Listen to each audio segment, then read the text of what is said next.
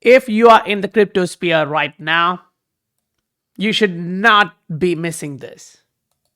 We've been going higher, increasing, but right now it is turning. It shows BTC held in last 52 weeks plus is having the largest 1 week decrease in last 2 months. Now, why is that happening? The market is showing you some signals right now. We've been holding on to this trend line, which was valid from a long period of time. Right now, we are breaking that one.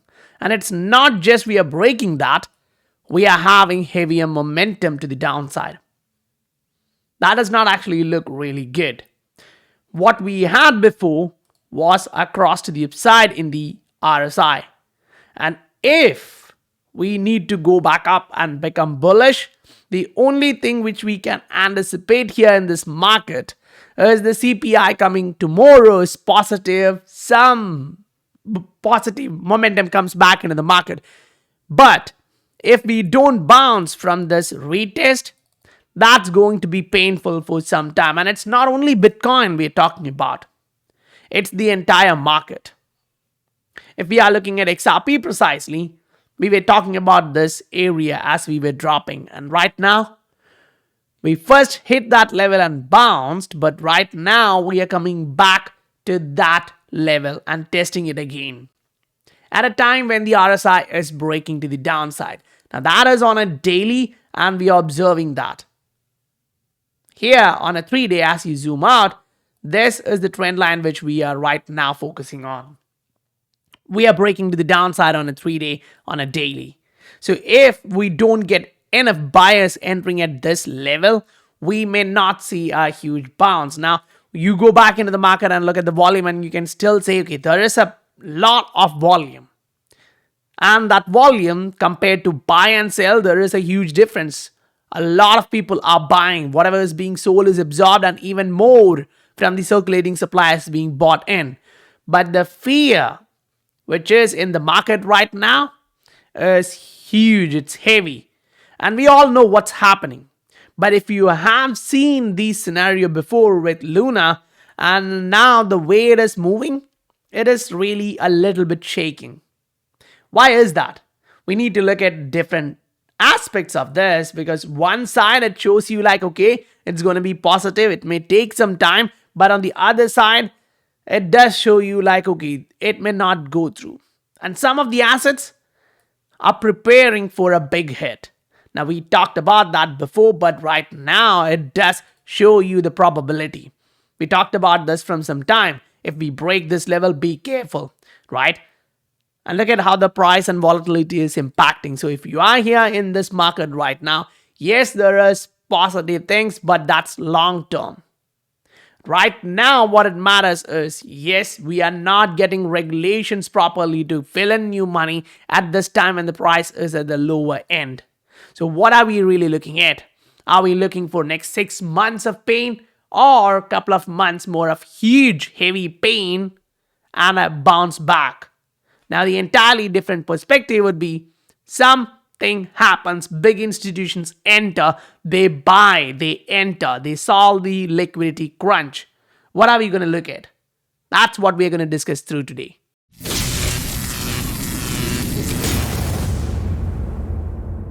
I know, when you are in the market and the market is dropping like this crazy, and we really don't know where the bottom is going to be, it's really hard to even think that the market is going to come back up. But look at this reality. Look at this climbing up. And I'm like, okay, that does show me something. Maybe I'm completely wrong. But if I'm looking at the history of things, I'm like, okay, it's slowly giving you some kind of idea. What is that? USD inflows to the exchange is 50% up and it's close to 3 billion. That's money coming in to the exchanges. Now you can ask like, okay, compared to that, what's the amount which is flowing out? That do make sense if you are asking that question, right? And it goes on like this. It's barely up. It is still up, but it is comparatively much lower than that. The total volume there is like 4 billion, and 10% or close to that is moving to fiat exchange. The rest of it is moving into crypto exchange, and it is increasing. So for sure 3 billion is not retailers in any chance. It's institutions and big money, smart money entering, because no one knows where the bottom is going to be, and they think that this is going to be some kind of huge opportunity. Now, if you stay true to yourself and look at things like this is what we are looking for Ether.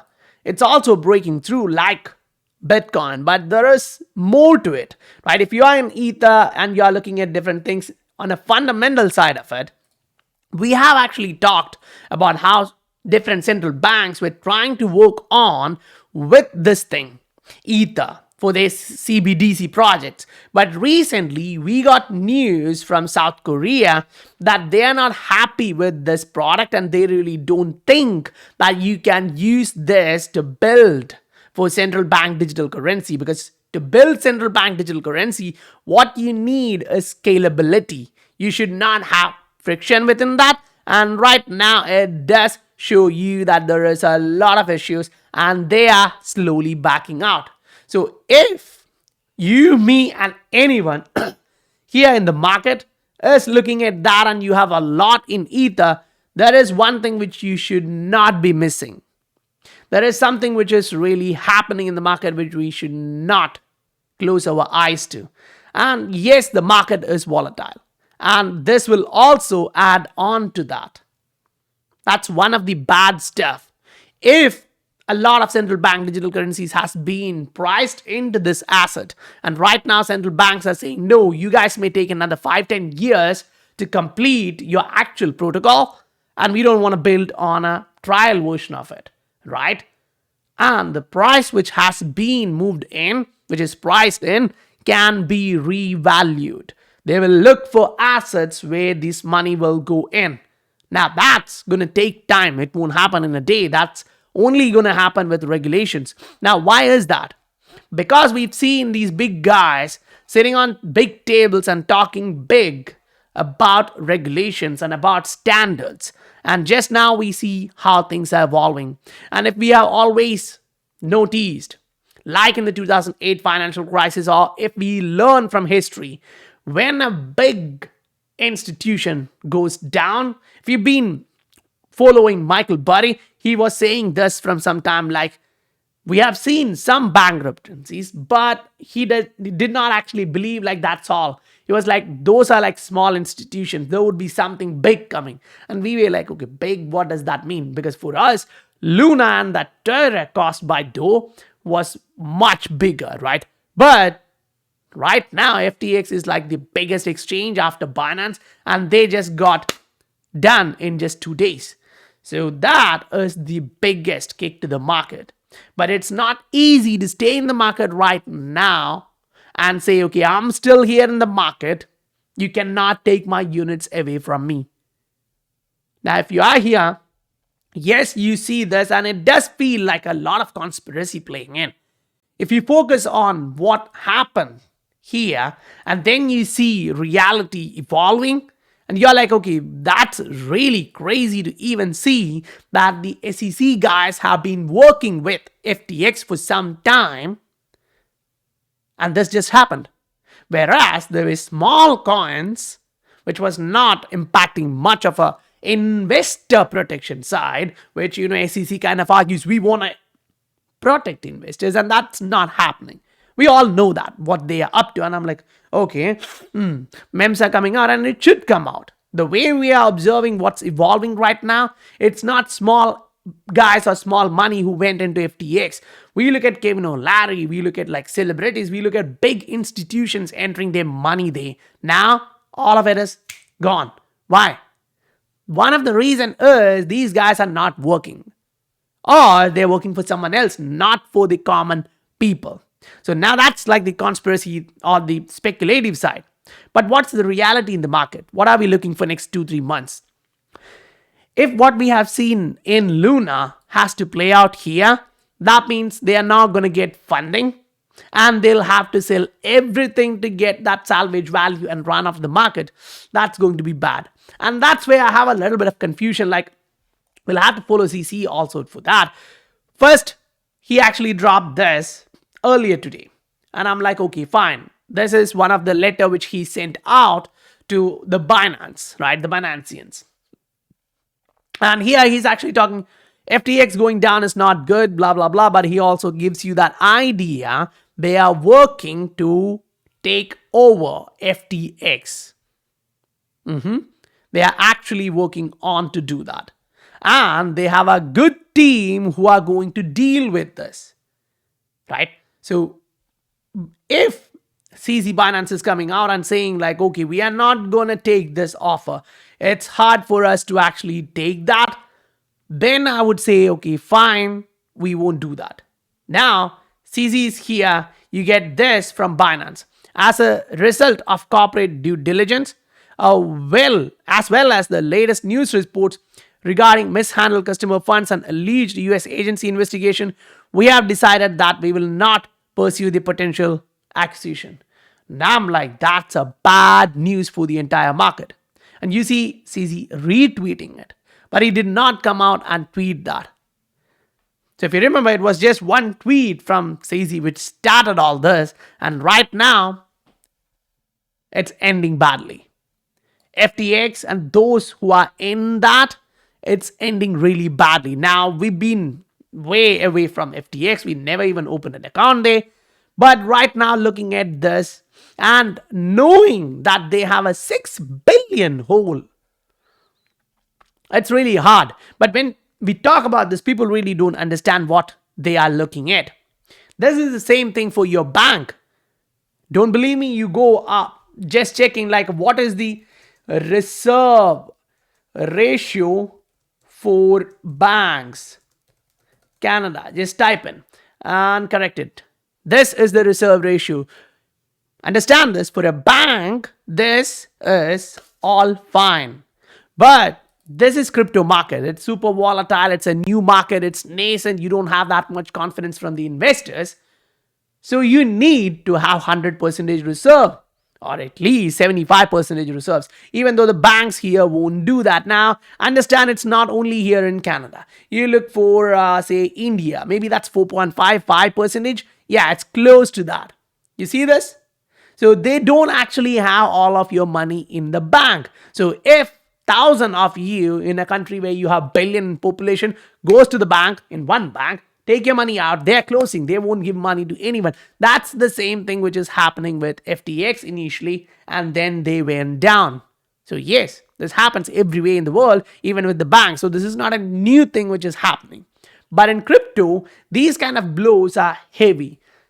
The point is, it may take a couple of months unless we get a big institution coming in and saying, like say Fidelity coming in, we are going to buy this much. We're going to buy this asset this much. We're going to invest in this asset. We think long term is great. But again, going back to Ether, the central bank digital currencies are not going to work through this one until they have a proper network. And that's where the macro for assets like XRP kind of stays in. If you remember, if you take this line and extend that here, this is where XRP is. Now there is two things to this.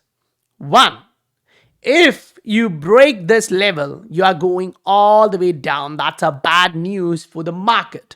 Now the Bitcoin, Ether, everyone is having that selling pressure. But if you're able to actually bounce from this long-term trend line, that is going to be a positive stuff. Now, for that, what we'll have to look at is what is going to be the closing price, which we have to keep our eyes focused on to say, okay, we shouldn't be going lower than this. Fine. The RSI already suggests to you on a 3-day that we have enough selling power to push you through. Now, to get that clarity, what you can literally do is to go on a weekly. But before that, let's see where the RSI is. This is your top, which you broke through. Now we are coming back to retest that. So if you get a retest here, positive side, huh? If you get a retest here, and this is your long-term stuff, you can bounce. But if don't, and you're coming back down into the trading range like all these, it's hard time.